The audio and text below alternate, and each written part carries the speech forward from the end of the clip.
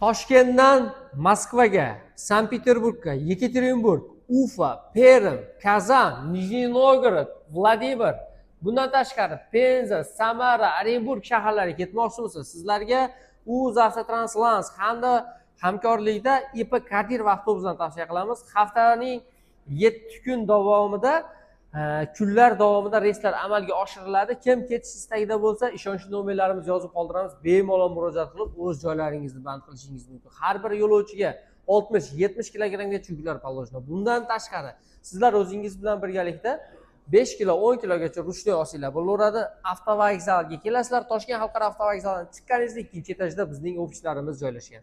Azizlar, joylarni band qilish uchun albatta 1 kun yoki 2 kun oldin o'z o'rningizni band qilib qo'yishingiz zarur, chunki bundan buyog'iga bahor oqim kuchayadi va samolyotlarga hozirda juda ko'p insonlarni подозрительный лицо tufayli qaytaryapti azizlar.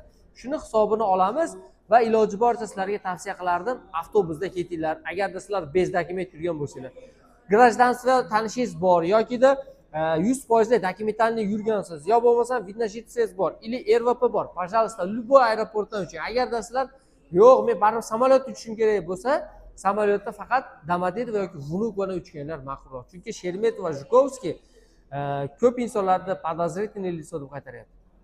Sizlarga eng yaxshilarini tavsiya qiluvchi men Elga xizmat kelaman. Toshkent, Moskva avtobuslari. Hammaga rahmat, sog' salomat.